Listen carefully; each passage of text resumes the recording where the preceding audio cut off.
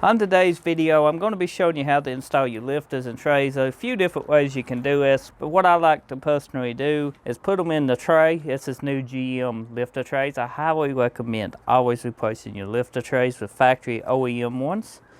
We are reusing the old lifters. Now, if you're looking which way does this go, I like to turn the oil hole closest to the hole so oil don't build up on the sides here and it can return to your oil pan quicker. So the notches go down just like so, and then this one will face just like so. And if you look, we got our holes facing each other. That way oil will run down sooner. So what I got is the little holes lined up facing each other, and it will go in just like this. But before you do that, you want to just quickly, you can soak your lifters. A lot of people don't recommend doing that, or you can just quickly dip them in oil and then pull them back out and they should be good to go. But also lube inside where your lifters go.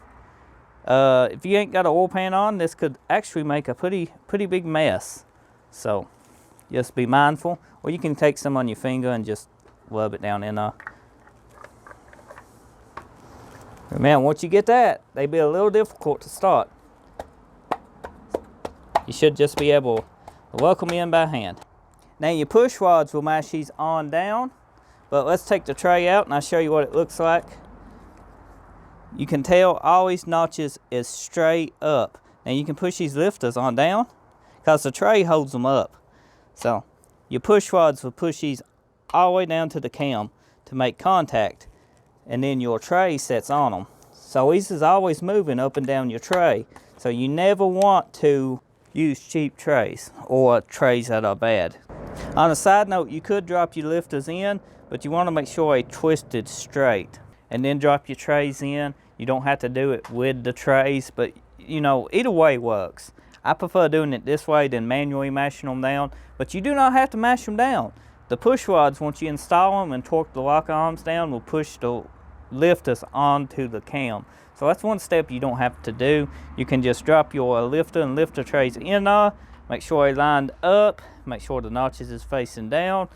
So the lifter trays don't use regular bolts, they got a shank on them. And that's to let that lifter tray to move just a little.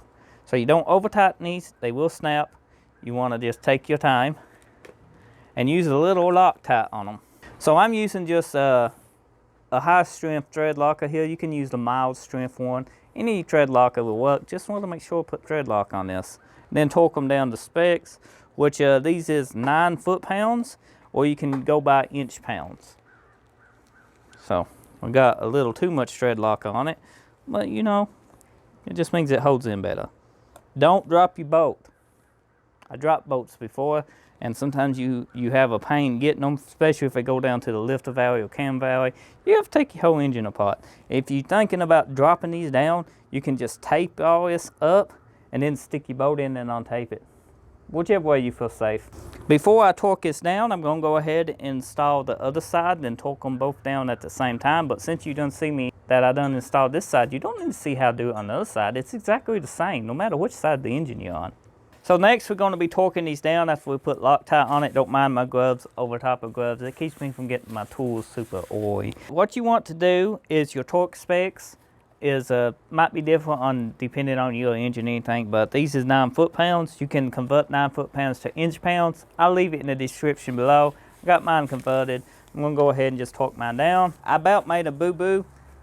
I thought my torque wrench was actually preset to what I had on the other side, and it wasn't. I caught myself though, because this bolt would have been extremely tight.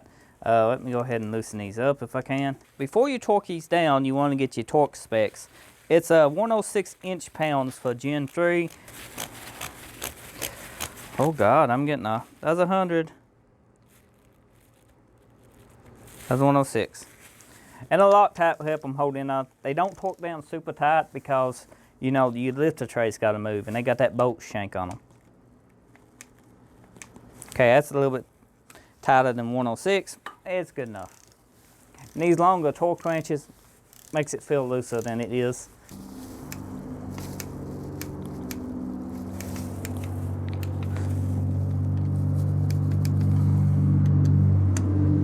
So I torqued it a little more than I should have. 106 is what it calls for, but your lifter tray should move. And I ain't got nothing to show you with, do I? A pair of pliers. Now I'm going to show you this. This lifter tray moves. You can see both sides. This lifter tray moves up and down. And this lifter tray moves because we got a shank here. This little shank. It'll keep them from moving a little, but most of the time your lifter tray will move up and down, just like so. So 106 inch-pounds is what you torque it down to. And you can see we tight and we do move just a little. So if your lifter trays do move, it's common, it's normal, don't worry about it. They supposed to move, they supposed to flex just a tad. It's what the shank's for on that boat. So once you get your lifters all installed and your trays all torqued down, you are done. You're ready to move on to install your head gasket. That's a separate video, so I hope you found this video helpful. If you did, be sure to drop a like, leave a comment. If you're new, get subscribed. And if you're a returning subscriber, thank you for watching another one of my videos. I hope you found it informative, hope you found it useful, and I hope you enjoyed. Thanks for watching.